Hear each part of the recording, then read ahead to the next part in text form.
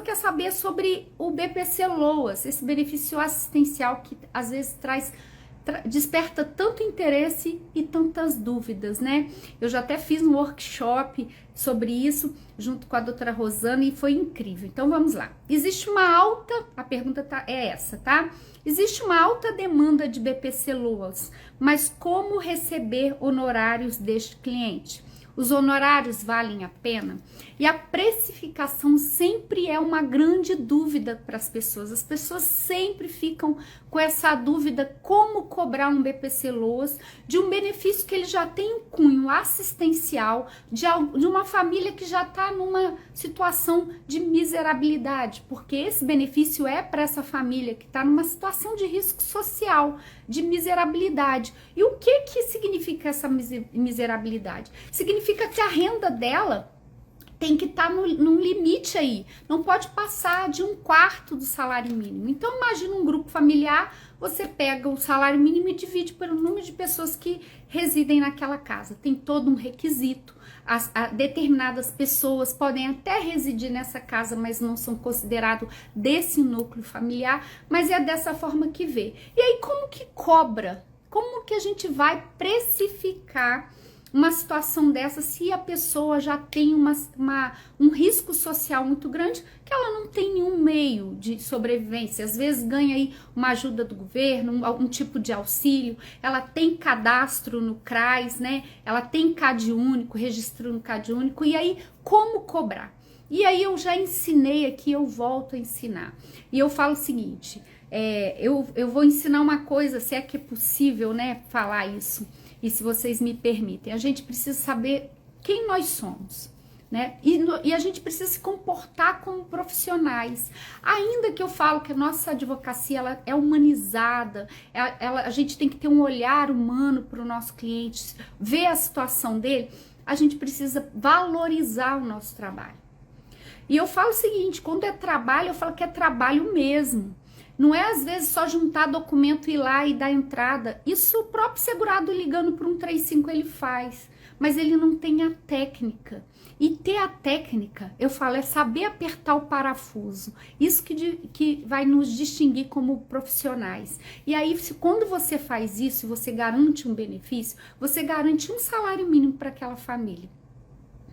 Esse salário mínimo, vamos só colocar aí, ó, por um ano essa família vai receber aí um valor, tá? Se a gente colocar em termos de valores, tá? R$1.320, que é hoje, né, o salário mínimo. E ela vai ganhar por 12 meses, ó.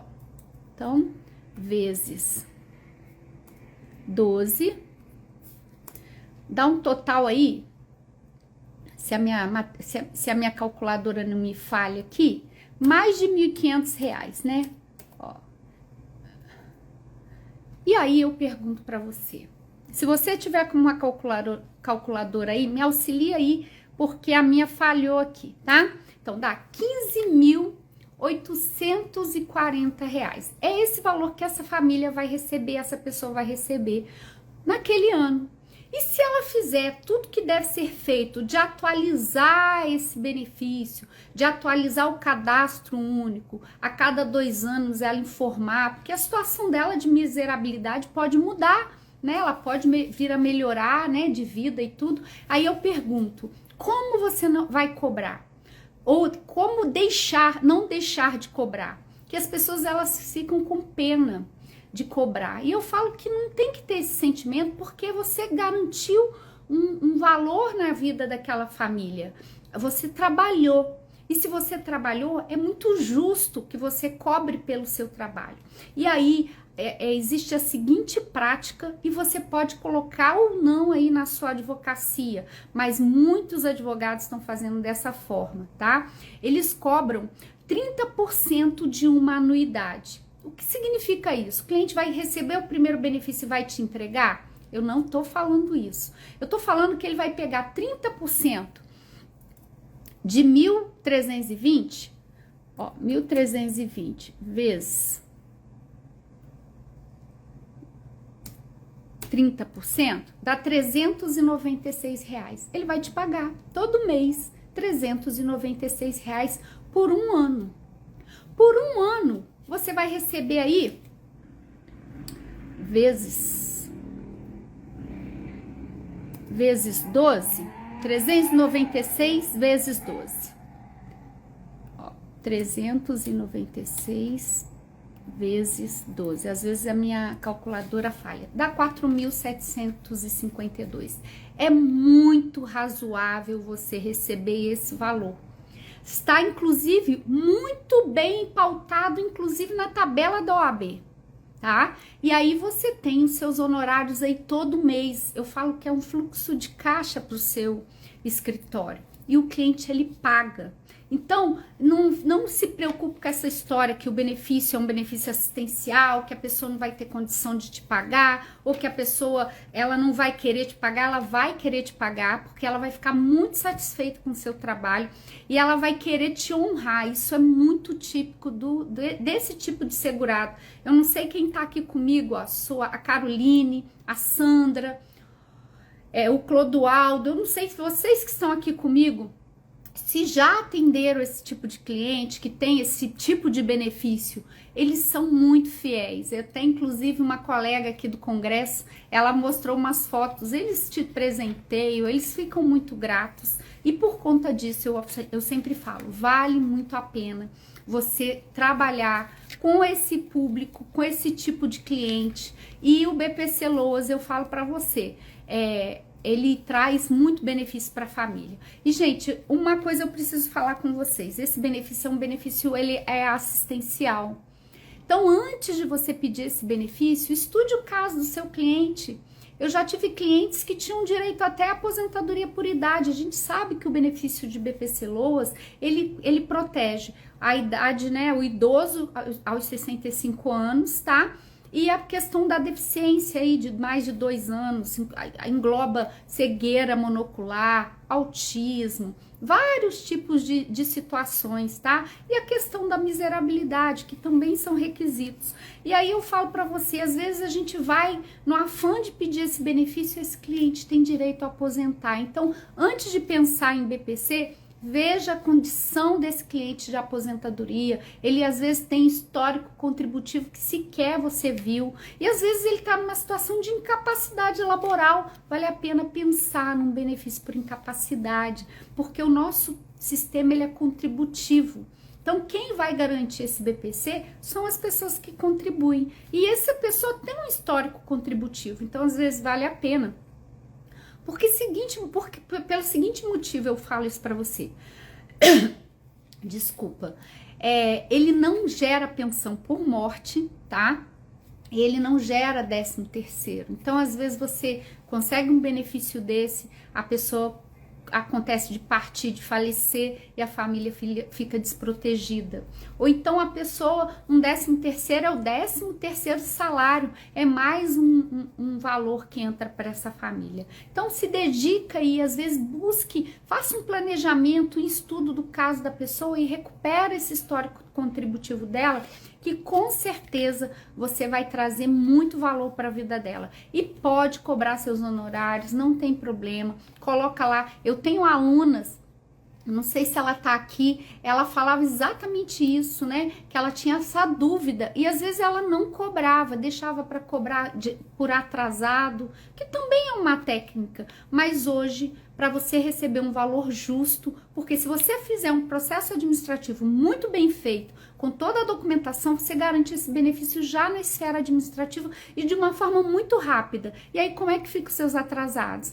Você vai trabalhar a beça para garantir um benefício e sai aí. Eu postei aqui esses dias, eu consegui uma aposentadoria em exatos 13 dias.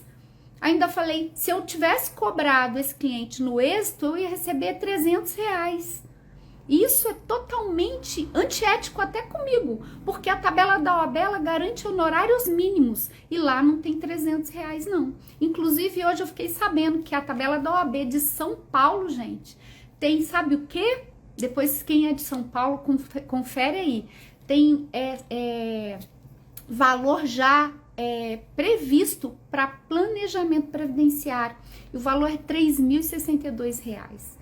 Então, tomara aqui que daqui a pouco a tabela da OAB do Rio também tem algo bem claro e específico. A gente tem lá da parte de consultoria, mas que seja claro com relação ao planejamento também. Boa tarde, doutor Cláudio, tudo bem, professor? Como é que tá? Arlete, sejam bem-vindos aqui na nossa live. Eu tô no congresso do IBDP e dei uma paradinha aqui para responder as perguntas que os colegas me enviam, que os alunos me enviam, para a gente estar conversando. E aqui a gente falou sobre o BPC Loas. Então, hoje eu falo o seguinte, a dificuldade, exatamente, viu, doutor, né? Confirmou aí para mim. E aqui tem já um valor, então vale a pena a gente poder fazer. Doutora Carolina, que prazer, que honra ter aqui na live. Obrigada aí pelo prestígio. Então vale a pena a gente fazer esse planejamento e estudar o caso. Não vá correndo pedir o BPC Loas, tá? Querido, obrigada. Pode deixar que eu vou confirmar. Ela tá aqui, doutor Cláudio. Ela tá aqui com a gente, né? A gente tem sim, o AB do Rio tem na parte consultiva, né? E aí eu quero trazer, eu quero que especifique lá, planejamento. Vai ser muito bacana. Prazer ter vocês aqui, abrilhantando aqui. Sim, já encontrei com ela, doutor Cláudio. Ela tá aqui lançando o livro, tá maravilhosa aqui. Um prazer estar aqui com ela também. E tá uma delícia, gente, congresso. Quem tiver a chance de um dia vir, vale muito a pena. Ainda quero conhecer o Dr. Cláudio pessoalmente, professor querido, né? E obrigada aí por estar sempre participando da live. É um prazer ter você aqui comigo. E aí o BPC é isso. O BPC é um benefício assistencial que visa proteger as pessoas que estão em risco social, mas vale a pena estudar o caso e, se for necessário, resgatar essas contribuições para que a pessoa não fique só no BPC, mas que de fato ela possa buscar uma aposentadoria, um benefício por incapacidade temporária, um benefício por incapacidade permanente, até por conta da idade dela, tá? Não deixa de fazer isso. Vamos lá. Quais os documentos, a pessoa me perguntou aqui, para a segunda pergunta, quais os documentos que não podem faltar para requerer a pensão por morte? Esse benefício pensão por morte, né, é um benefício para deixar para o dependente do instituidor que faleceu, né, ou do segurado que faleceu. E aí o que acontece, gente? Às vezes as pessoas, eu falo, a viúva ou viúva, ele fica com uma escritura aí de união estável de 20, de 30 anos. E aí o que acontece? A pessoa, ela vai com esse documento no INSS porque ela acredita que esse documento é o suficiente para garantir esse benefício pensão por morte. No meio à dor, meio à perda, meio ao sofrimento, ela às vezes até tem a concessão do benefício por 4 meses, né? Por conta dessa, que pressupõe a dependência econômica da companheira quando ela junta essa união estável, e aí ela é surpreendida depois de 4 meses esse benefício é cessado. Então precisa ter provas recentes, de 2 anos antes do óbito, para poder que antecede o óbito, para poder garantir uma pensão vitalícia, se for a determinada idade, ou então mais tempo. Então, pense nas provas que vão demonstrar isso. O que demonstra uma dependência econômica? A convivência, mora na mesma residência, um documento de plano de saúde, um documento de imposto de renda, um documento que comprove esse desejo aí de constituir família e dependência econômica. Então, assim, é a hora de ter o cuidado. Existe um prazo para requerer o benefício, mas tem que ter esse zelo na hora de fazer a documentação. Então, são documentos que, certidão de casamento, se tiver muito velhinha, tem que pedir uma atualizada. Documentos de identidade, CPF, do instituidor, do falecido, né, e da pessoa. E a certidão do óbito, bonitinha lá, sem erro na hora da declaração. Até mesmo a pessoa que fez a declaração, conste lá. Eu sei que às vezes é difícil, a pessoa que perdeu o ente querido, ter que ir lá fazer a declaração, mas às vezes é necessário, porque isso, no juízo principalmente, entende que a pessoa que tá lá, ela mesma fez a declaração do óbito, ela é dependente, tá? E eu falo até quem é casado com a certidão de casamento tem que ter certos cuidados com relação à documentação, principalmente comprovante de residência, tá? Então, se você tiver esses cuidados, você vai garantir aí a concessão desse benefício para essa família que já está sofrendo com a perda, ainda vai sofrer com o indeferimento, tá? Eu vi uma pergunta aqui de uma pessoa, eu falo o seguinte, casos concretos, querida, eu não tenho, nem posso responder. Eu sugiro que você busque um advogado, uma advogada, e para poder estudar seu caso e te dar a melhor orientação que você precisa. Doutor Cláudio está falando aqui, ó, tô no Hospital de São Luís, minha esposa está fazendo uma pequena cirurgia, melhoras para ela, tá? Peço a Deus que dê tudo certo, né? E esse ano o senhor não pôde, mas ano que vem vai ter com certeza. Então eu desejo melhoras para tua esposa, que seja algo aí simples, né? Para que o senhor possa ter tranquilidade de estar fazendo suas coisas, tá, doutor Cláudio? Mando meu abraço para sua esposa também. Vamos para a terceira pergunta, gente, para eu depois já falar aqui da microficha, falar de novo aí da Semana Prática Previdenciária do Zero, que vai ser dos dias 6 a 10 de novembro, a gente vai estar dando as novidades para vocês, como vai funcionar e para poder voltar lá para o Congresso. Vamos lá. Sou advogado trabalhista, tenho medo do cliente não querer me pagar pelos meus serviços previdenciários, achando que está tudo incluído nos honorários trabalhistas. Essa pergunta aqui, eu falo o seguinte, tem que ter muito... a gente lê uma pergunta dessa, já quer logo responder, mas eu falo para vocês, precisa primeiro parar, entender a dinâmica. Hoje, o que a esfera trabalhista e a esfera previdenciária, elas se completam, tá? Eu falo que há uma sinergia nessas duas áreas do direito, e elas são irmãs, caminham juntas. E hoje, uma não pode viver sem a outra, porque o que a gente ganha lá na trabalhista vai impactar diretamente no previdenciário. Só que precisa ser bem feito na trabalhista, para que a gente garanta que seja reconhecida na esfera previdenciária, porque não é automaticamente da forma que as pessoas pensam, né? Às vezes a gente consegue uma parte de insalubridade, periculosidade, ou a gente consegue verbas, né, na trabalhista que vão impactar no salário do empregado, do trabalhador, e aí a gente entende, as pessoas, a grande maioria, acha que automaticamente o INSS já vai reconhecer esse salário de contribuição que aumentou. Até mesmo quando há contribuição, paga-se a guia na trabalhista bonitinho, tem gente que acha, pagou a contribuição, pagou a previdência, o dinheiro foi para a previdência, então automaticamente isso tem que impactar a previdência.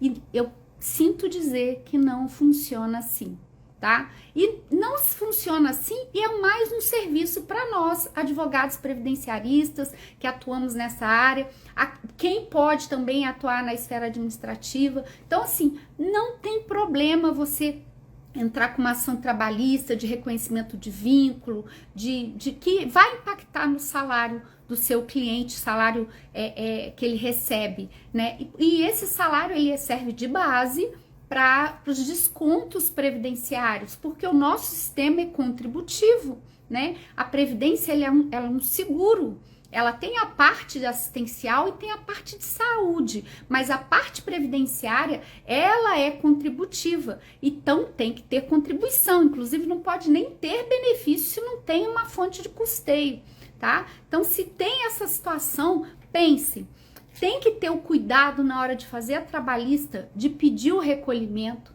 de pedir mês a mês emissão de guia, bonitinho, e que conste lá na trabalhista.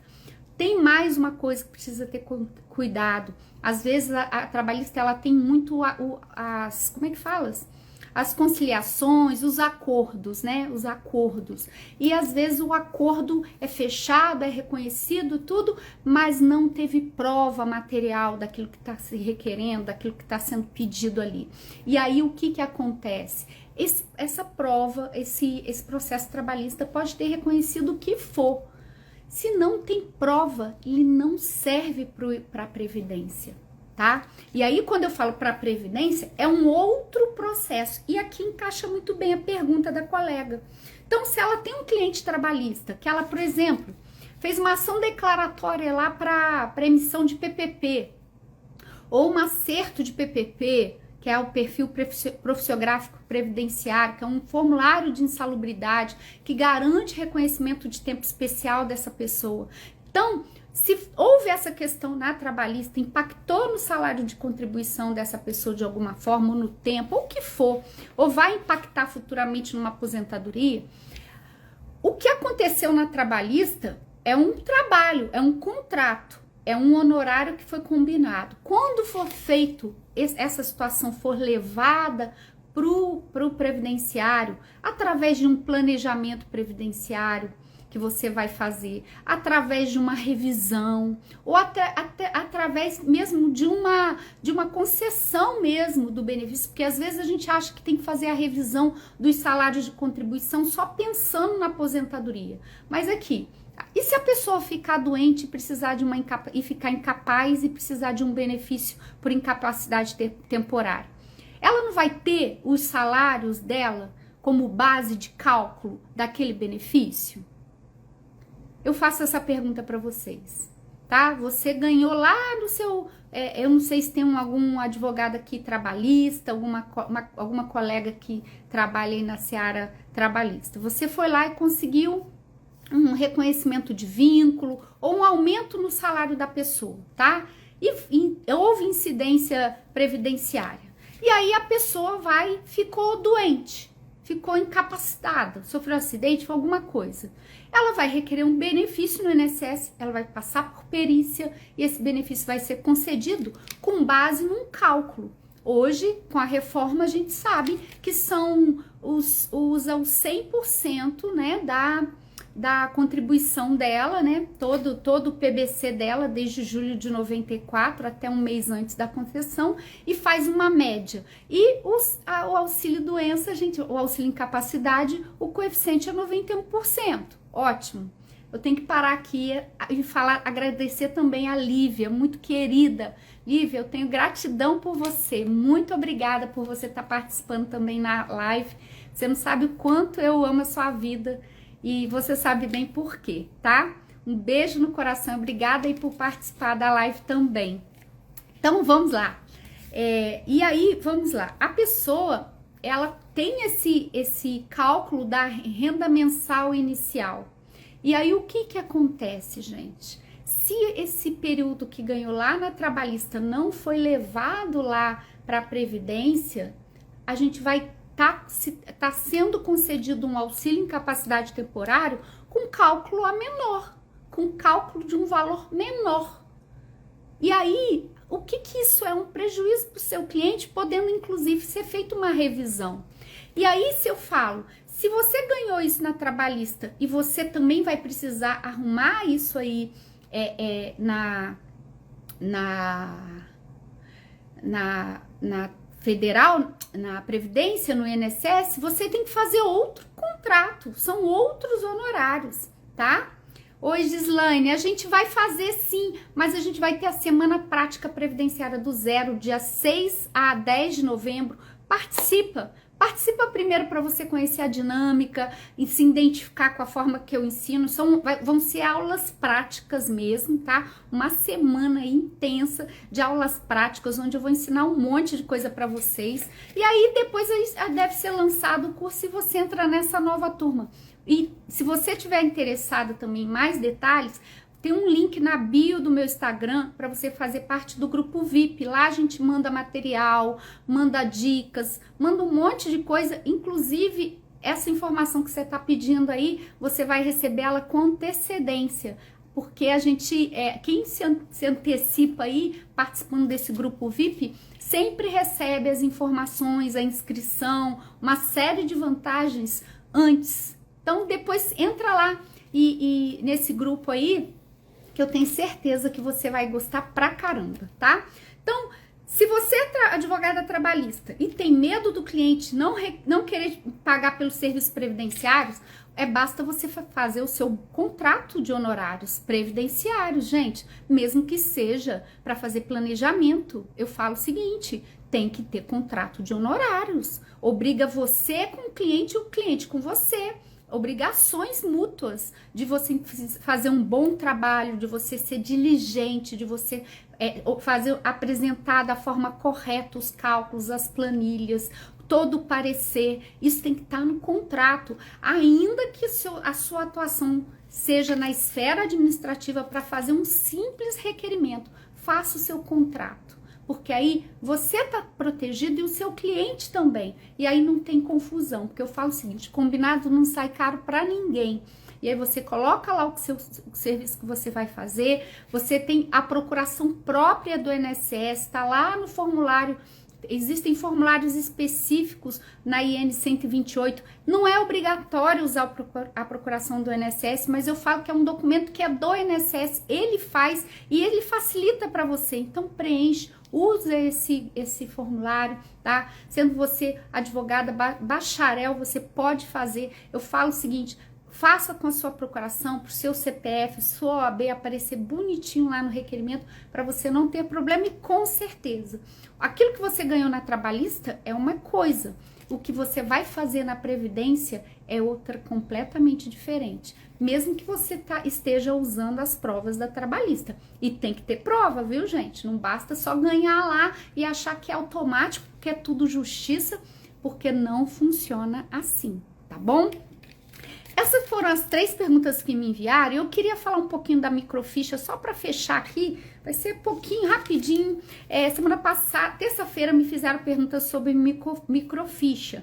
E a aluna, né, que queria saber sobre as microfichas, eu até falei que ia voltar aqui para poder conversar. Microfichas, gente, são microfilmagens, são coisas muito antigas, tá?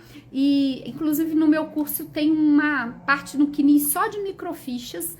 E o que significa essas microfichas? Ali tem a informação previdenciária daquela pessoa. Só que nessa microfilmagem, que eram microfilmagens, eram fotos mesmo, vinha o nome de várias pessoas ali, junto com as contribuições dela, tá? E eram para que tipo de segurado? Aí tá lá assim, ó, artigo 119 da IN 128. A IN é uma instrução normativa, para quem tá começando como a Gislaine aqui, é uma instrução normativa que é a Bíblia do INSS. Imagina você invertendo aí a pirâmide de Kelsen e coloca, ao invés da Constituição, você coloca a IN 128. E aí, o que diz aí o artigo 119 da IN 128, ele fala assim, ó, entende-se por ajuste de guias as operações de inclusão, alteração, exclusão, transferência ou desmembramento de recolhimentos a serem realizados em sistema próprio a fim de corrigir o CNIS. E as informações divergentes dos comprovantes de recolhimento apresentados pelo contribuinte individual, empregado doméstico, facultativo e segurado especial, que contribui facultativamente, porque o segurado especial ele não contribui, mas ele pode contribuir facultativamente, sendo que aí, lá no, deixa eu correr aqui com o que ela perguntou, lá no parágrafo 3º, ele fala o seguinte, considerando-se que os dados constantes do CNIS relativos às contribuições valem como tempo de contribuição e prova de filiação à Previdência Social, os recolhimentos constantes em microfichas a partir de abril de 1973, gente, é 1973, tá? Para empregados domésticos, e a partir de setembro de 73, para autônomos, equiparados a autônomos, empresários, poderão ser incluídos a pedido do filiado observando-se a titularidade do NIT, que é o número de identificação do trabalhador, bem como os procedimentos definidos em manuais. Aí, o que significa isso tudo? Por exemplo, esse artigo ele vai falar do trato que a gente está dando no CNIS. Gente, isso aqui é serviço. Sabe o que é serviço? É porque a gente está acostumado a ajuizar a ação, né? No mais, hoje, fazer um requerimento no INSS. Só que hoje a gente tem serviços administrativos na esfera administrativa. Hoje, se o CNIS vier com indicadores, e a gente vai aprofundar isso muito na Semana Prática Previdenciária, eu vou mostrar em loco para vocês. Então, se ele tiver com indicadores, esses indicadores precisam ser tratados, esse CNIS precisa ter trabalhado. E eu falo o seguinte, não fica torcendo o nariz, não, sabe por quê? Isso é serviço, isso é trabalho. Para cada situação que a gente vai regularizar no CNIS, significa honorários que a gente pode cobrar. Pode incluir só esse serviço como a esteira, pode colocar no planejamento como um pacote de trabalho. Faça do jeito da estratégia que você quiser, mas faça encarando como um trabalho. Não fica fazendo isso de graça porque vai te dar trabalho. E você vai estar agregando valor. Então, se tenha agregado valor naquele trabalho, você precisa trabalhar, porque a gente não dá para ficar vivendo de pro bono. A gente tem que pagar nossas contas, a gente tem que fazer um congresso uma vez por ano para trazer conhecimento atualizado para a gente poder atender nosso cliente, para poder fazer as coisas. Então, valorize o seu tempo, valorize a sua hora de trabalho, valorize os seus livros. Os livros que você investe, igual eu investi aqui. Então, faça isso. E aí, o que significa isso? Essa microficha, ela pode levar tempo de contribuição para o seu cliente. Isso vai ajudar ele numa aposentadoria, numa revisão que ele tem. Isso vai agregar tempo no PBC, que é o período básico de cálculo. E essas microfichas são documentos que estão de posse do INSS. Não existe dentro do site do meu INSS um lugar que você fala assim, venho requerer microficha. Não, você tem que requerer, você tem que pedir, tem que falar para o INSS. O melhor lugar, às vezes, é no próprio requerimento. Vai fazer uma aposentadoria, abre uma preliminar e fala que você vem requerer a consulta às microfichas para verificar se aquele cliente tem aquele tempo. Só que aqui está falando os tipos de segurado que tem esse benefício. Hoje, o autônomo, equiparado ao autônomo e o empresário são os contribuintes individuais. Foi até a pergunta da aluna na semana passada e ela me fez a pergunta no direct de novo. Então, fala assim, só pode para esses clientes? Só pode para esse tipo de segurado? Não é que só pode, são eles que têm empregado doméstico, autônomo, equiparado ao autônomo e empresário. Que é hoje, esse nome, essa nomenclatura autônomo, equiparado ao autônomo e empresário, mudou para contribuinte individual. O contribuinte individual, muitas pessoas confundem com o facultativo. O facultativo é um tipo de segurado, ele é contribuinte individual facultativo. Ele exerce um direito de contribuir buscando um benefício. O contribuinte individual obrigatório, que antigamente chamava de autônomo, equiparado ao autônomo empresário, ele tinha esse sistema de registro. Então, como que você vai saber? E aí eu até falo, a pergunta eu não falo errada, mas está equivocada. Não é perguntar se é só esses clientes que tem, é você saber, quando você fizer a entrevista do seu cliente, é falar assim, você trabalhou como empregado doméstico nessa época? Você foi autônomo, ou empresário, ou equiparado ao autônomo? Que a lei que falava isso. E tinha contribuições, fazia contribuições. Eu vou filmar, aqui, eu tô no congresso do IBDP, eu vou disponibilizar aqui no meu Stories, depois vocês podem vir no meu Stories para vocês verem como que eram as formas de contribuição. Pelo Carnê INAMPS, hoje é o INSS, tinha INAMPS, e tinha, eu não sei nem falar os nomes. Eu vou fazer um vídeo para você e que tá aqui comigo, vou colocar no Stories para você ver como que era. E as microfichas também eram uma forma de contribuição, então registrada do INSS. E assim, em tese, no meu entendimento, deveria entrar para o sistema automaticamente da pessoa, mas não entra, tá? Eu já recuperei 8 anos de uma empregada doméstica. Como que eu descobri que ela tinha isso aí? Eu perguntei para ela, você já trabalhou antes? Ela falou, eu era empregada doméstica. Qual ano? Muito tempo, lá em 1900 e qualquer coisa, antes de 1980. Aí eu falei assim, ok, fui pedir microficha. E ela tinha 8 anos. E eu consegui aposentar ela. Então, assim, numa entrevista investigativa que você vai saber se a pessoa tem. Não se preocupe, aqui o artigo, o parágrafo 3º do artigo 119 da IN 128, só fala empregado doméstico, autônomo e equiparado ao autônomo, e empresários. Esses eram contribuintes, chama hoje contribuinte individual. Então, você não vai falar que era contribuinte individual lá em 1973, porque nem existia essa nomenclatura para esse tipo de segurado, entendeu? Então, descubra numa entrevista que ele tem aquele tempo. E é descobrir mesmo, que às vezes a pessoa não lembra. Ela fala, eu acho que eu trabalhei, eu acho que eu tinha uma empresa, eu acho alguma coisa. E aí você consegue pedir a microficha para esse período aí até 1984, consegue achar. Precisa pedir por quê? Porque essas microfilmagens têm o nome de outros segurados. Então, quando a gente pede, o INSS tem que tirar o nome dessas pessoas que estão junto com o do nosso cliente para nos entregar. Então, a melhor coisa que você faz é colocar isso no seu pedido para poder identificar esse período. Se tiver, ótimo. Se não tiver, você não perdeu nada, você só pediu, requereu para ver se tem esse período. Vale muito a pena, tá? Vale muito a pena e você pode salvar o benefício do seu cliente.